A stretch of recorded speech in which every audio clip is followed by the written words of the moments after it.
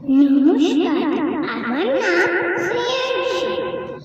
কবিগুরু রবীন্দ্রনাথ ঠাকুরের জন্মদিন উপলক্ষে আমার একটি ছোট্ট নিবেদন। কবিগুরু রবীন্দ্রনাথ ঠাকুরের লেখা লুকোচুরি। আমি শুধু দুষ্টুমি করে চাপার কাছে চাপা হয়ে ফুটি, ভোরের বেলা মা গো ডালের ওপরে কচি পাতার করি লুটোপুটি। তবে তুমি আমার কাছে হারো, তখন কি মা চিনতে আমার পারো?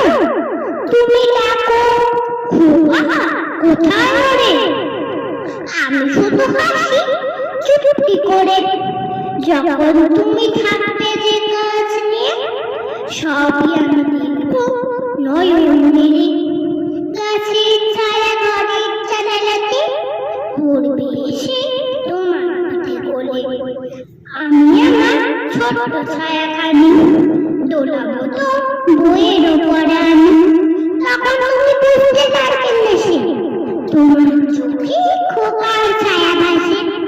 সন্ধিবেলা প্রদীপ খানি জেলে যখন তুমি যাবে গোয়াল ঘরে, তখন আমি ফুলের খেতে গেলে চুপ করে মা করবো ভুয়ে ঝরে।